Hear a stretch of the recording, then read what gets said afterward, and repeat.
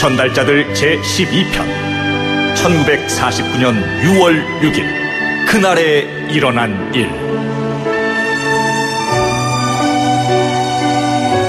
독재 세력의 뿌리라고 할 수 있는 친일에 대한 청산도 함께 이루어질 수 있었을 겁니다. 그러나 군부 독재 정권이 연장되는 바람에 그 청산에 실패했습니다. 친일 잔재 청산은 너무나 오래 미뤄둔 숙제입니다. 잘못된 과거를 성찰할 때 우리는 함께 미래를 향해 갈 수 있습니다. 친일 잔재 청산은 친일은 반성해야 할 일이고 독립운동은 예우받아야 할 일이라는 가장 단순한 가치를 바로 세우는 일입니다. 이 단순한 진실이 정의이고 정의가 바로 서는 것이 공정한 나라의 시작입니다.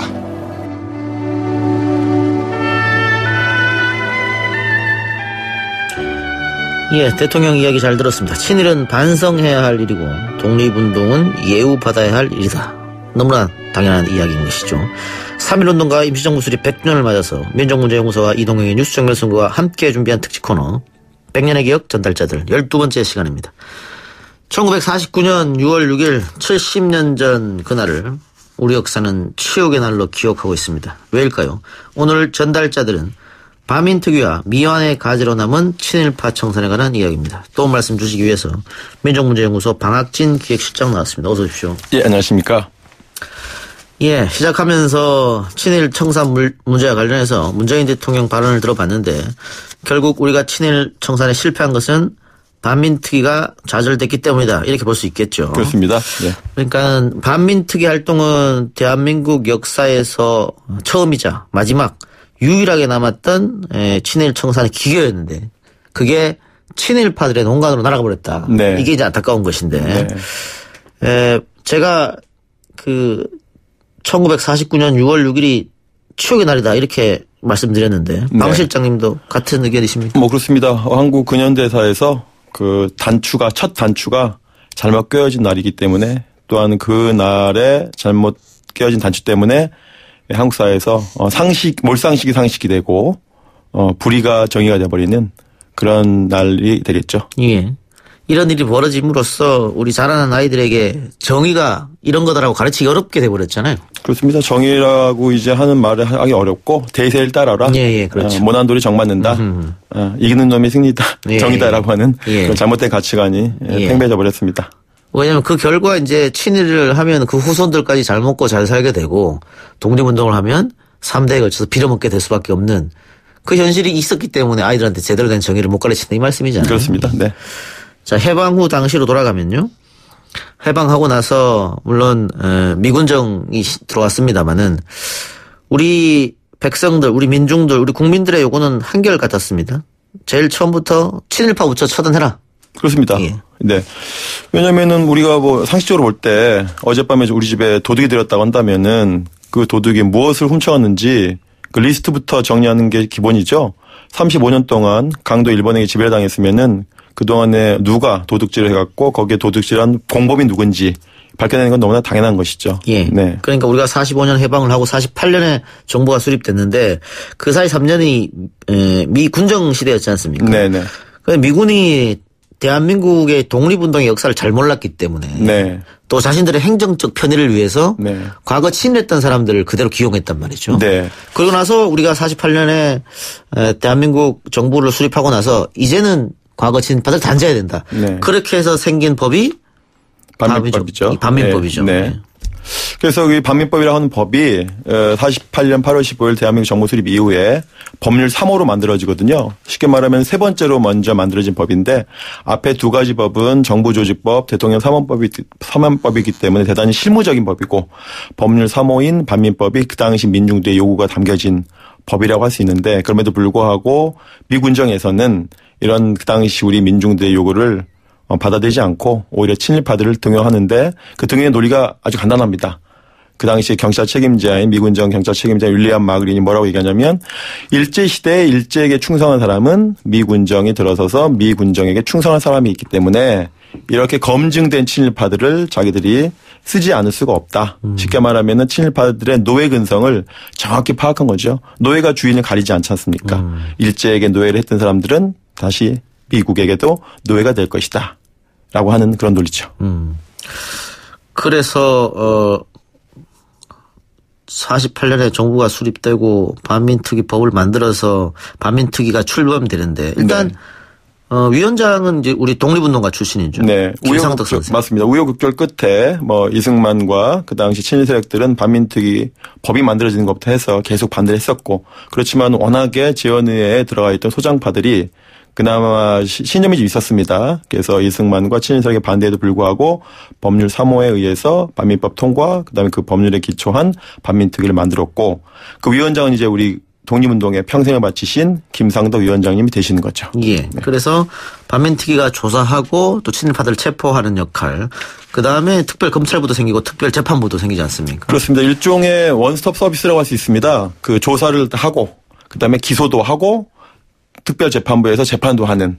그래서 그것이 바로 반민특위인데 그 특별재판부 재판관은 바로 그 지금 한국의 법조인들이 가장 존경한다고 하는 가인 김병호 선생님이 예. 특별재판부의 재판장이었죠. 예. 1948년 11월 26일 국회 속기록에 남아있는 김상덕 반민특위 위원장의 이야기를 들어보고 옵시다.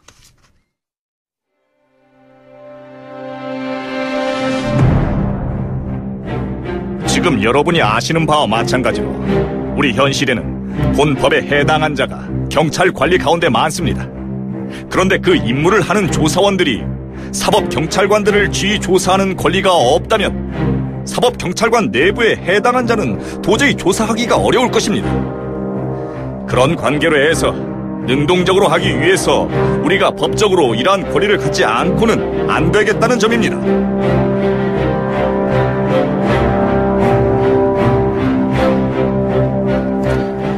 예.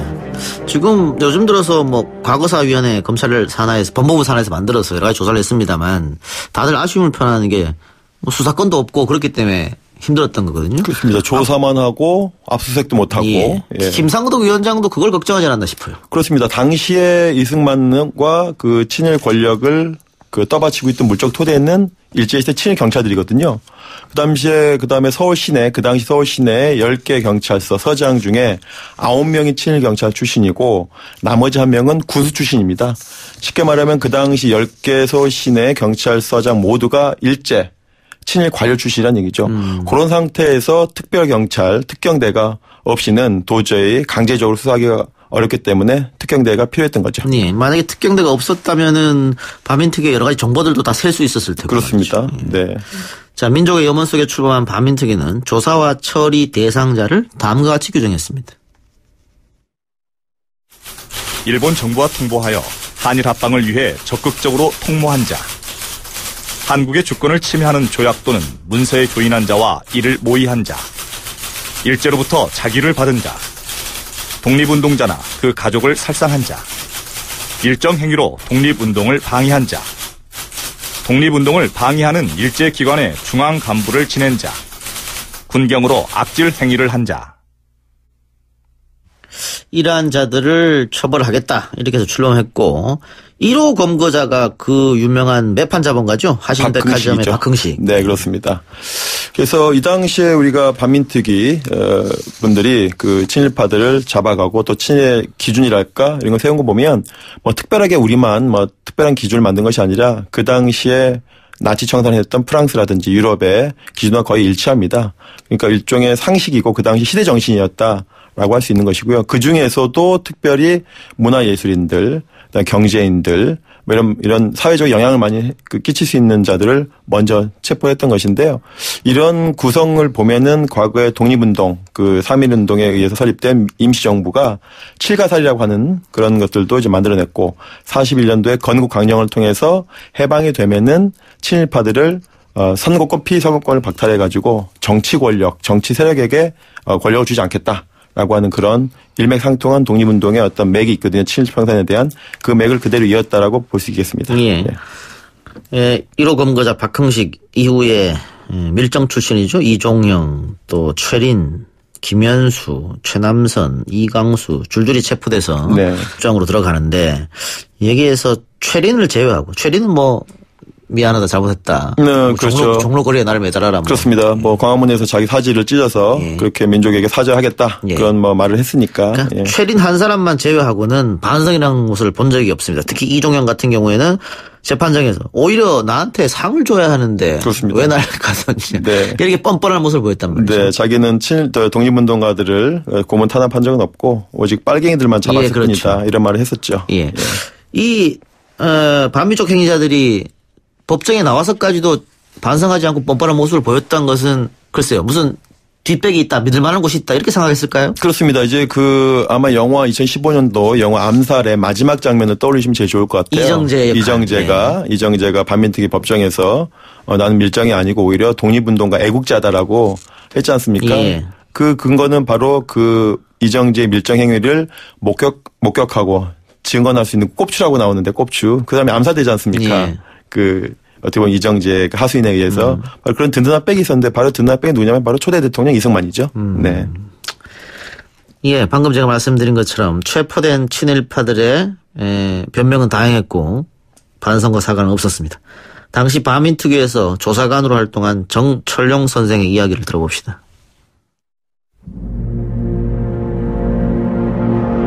난 그래도 미안하다 이런 얘기가 나올 줄 알았는데 하는 이야기가 해방이 1년만 늦었어도 우리는 전부 황국 시민이 되었을 것이다. 우리 같은 사람이 신사참배 안 하고 창씨 개명 안 한 사람이 어디 있느냐 이러는 거지. 그래도 민족 정신이 있어서 조금이나마 뒤지길 기대했는데 엉뚱한 소리가 나오니 기분이 좋지 않더라고.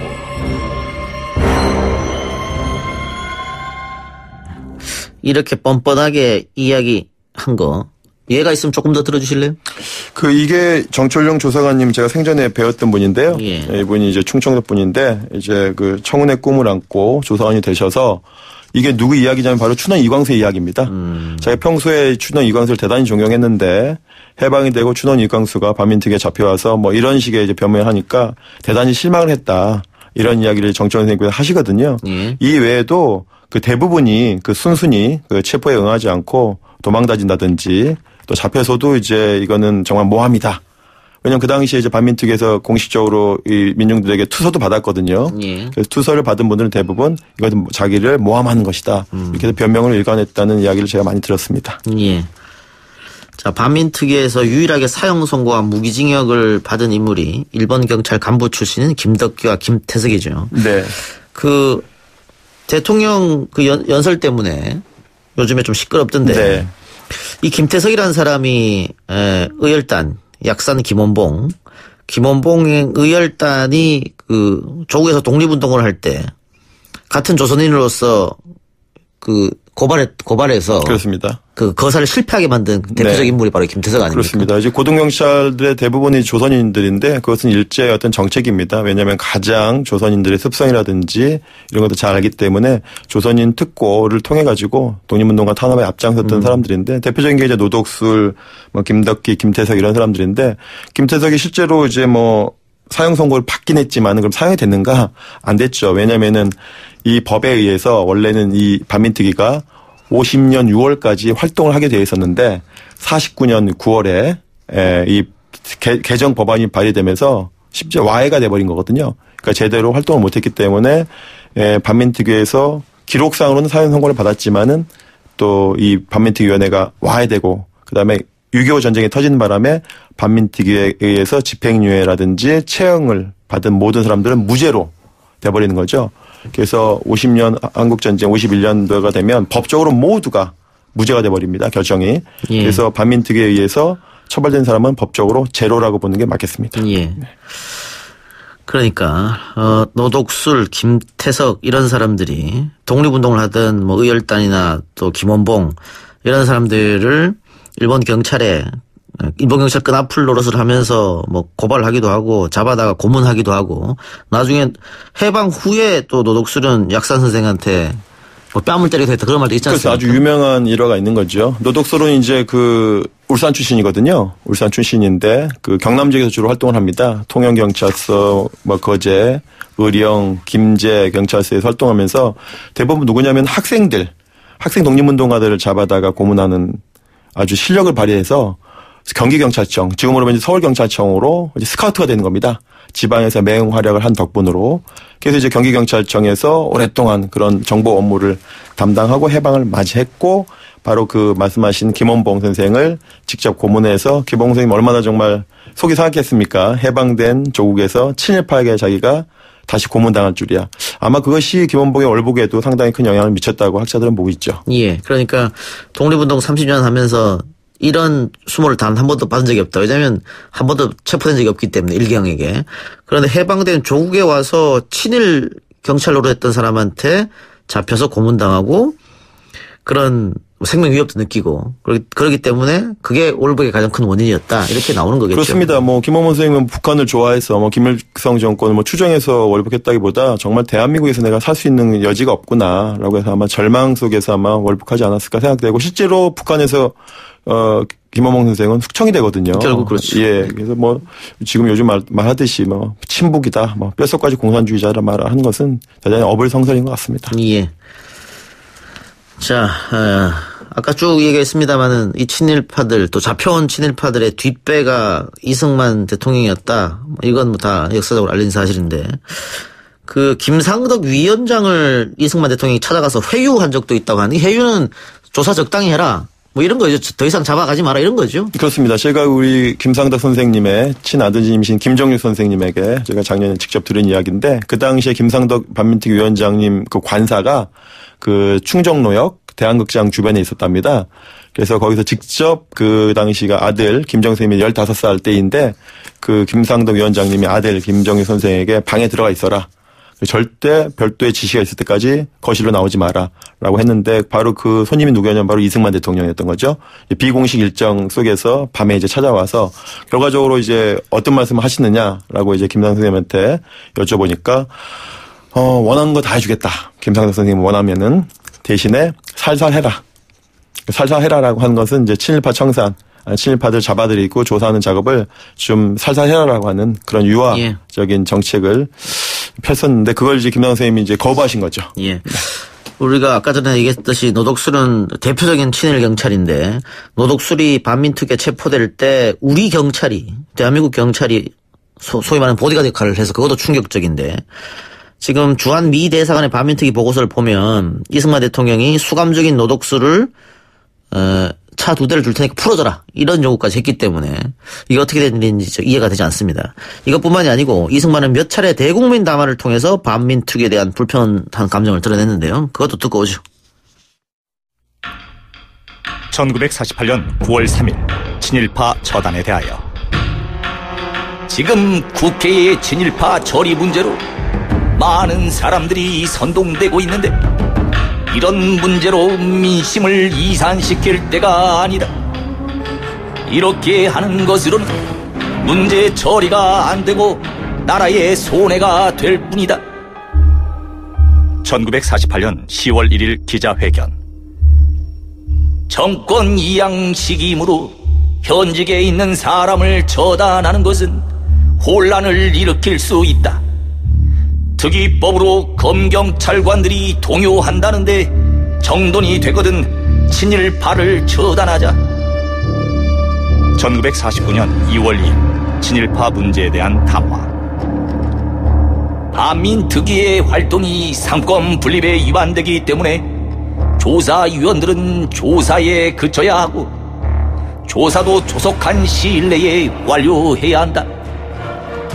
1949년 2월 16일 특별경찰대 폐지 및 반민법 개정에 대하여 지금 진행하는 바와 같이 며칠에 몇 사람씩을 잡아 가두어 1, 2년을 두고 끌어나간다면 이는 치안에 중대한 영향을 주는 것이므로 지금 진행하는 방법을 모두 정지하고 1949년 2월 21일 반민특위 비판 담화. 경찰의 기술로 지하 공작과 반란 음모를 예방해야 하는데 반민특위 조사위원들은 이럴 생각이 꿈에도 없다.